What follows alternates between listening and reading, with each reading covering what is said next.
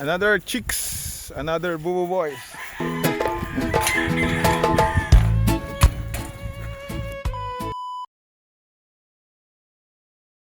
Let's go guys sa another ranging. 2 months old. This is 2 months old na mga baby chicks. So ayan na malapit na siguro medyo humihingi ng pagkain na. Pero ano pa, mga ano pa yung ano niya. Kakain lang nito. Medyo ano pa yung mga butsi oh, may laman pa. So same, may mga ano pa din. Gayo pa din yung feeder picking oh. 2 months old. Grabe talaga yung feeder picking. So yun. Nasa loob kasi sila ng brooder pa din, yung barn. Pero despite ng feeder picking nila, healthy yung mga baby chicks natin, boys, no? Healthy yan. So around nasa 300 din ata ito, sabi. Yan, madami. So nasa taas tayo, pinakataas tayo ng bundok. So maganda yung klima dito. Medyo malamig. So yan.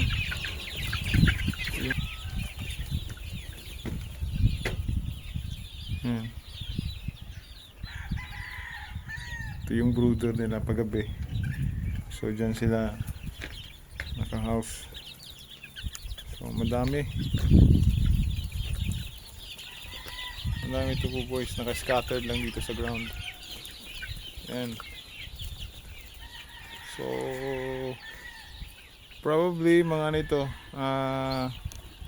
for local, kasi December born, for local association ito. Oh, yan. Yaw-yawi na. Yan, ganda oh. Akala mo yan oh, may bigay tayong pagkain.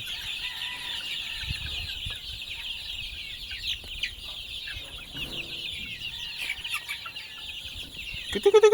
Krukay. Kutuk. So nakananapaling na din pala ito. Sinabay na lang doon sa sa una. Nakasabay doon sa bakbakan na early bird, sinabay na lang. Pwede naman. Pero siguro sa age mas appropriate pag local association yung age niya. So ito yung last na ranging area, panigurado sa last na batch ito na ngayon nakasalang, naka-reserve na siya sa last breeding na nakasalang ngayon. So tatlong ranging area, yung isa yung 3 months, itong ngayon nasa 2 months to, and then yung last breeding nila dyan sa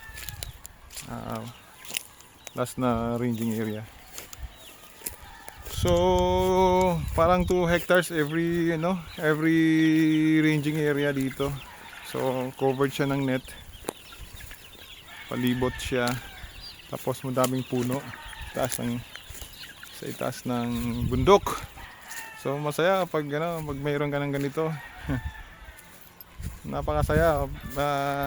Yun lang, syempre medyo may cost lang yung maintenance, kaya hanggang lang tayo, bisita na lang tayo. Ito yung view natin sa taas ng bundok oh. Ayan. Ito yung view natin oh. Nasa ranging number 2. So after natin mamasyal doon sa range, kita naman natin si Doc. Busy na naman. Grabe talaga sa farm management si Doc. Pagpapapure ang kanyang ginagawa na naman. So he's making sure that all the bloodlines na gagamitin ay naayon doon sa mga markings. Ito yung mga bloodlines na coming from imported Jerry Jenkins, like yung suitors and roundheads. Kailangan ma-ensure na tama yung ginagamit na materyales, which is one of the very important aspects in breeding. Will Roscoe Gold Roscoe Gold. Winner niya, Doc. Winner. Kaya ano, may ano na siya. And by the way, mga boys, guys, no, watch out for the podcast titled Kavet Mosi Doc. This will talk about basic farm management and some intervention from our experts, our medical veterinary doctors that will provide us helpful tips in keeping our chickens healthy. And of course, sharing best practices coming from the backyard racers and gameful enthusiasts. Maganda ito mga boys, kaya watch out for it. Will be coming soon. Yan, si Doc. Anong problema, boss? Kailangan makuha nila iya bukol. Oo. Ni.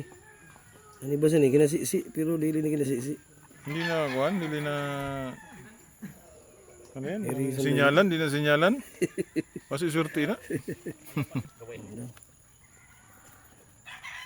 Sawa na Okay na. sa ingay ng lumang syudad. Dito sa gilid ng mundo, mas malaya ang dibdib sa tahimik na buhay. Doon ako buo, gitara at hangin, Ganda, oh. sapat na sa puso. Di kailangan ng luho, di kailangan ng ingay. Basta't kapiling ka sa aking tahimik na buhay. Pamaypay sa hapon, kwento lang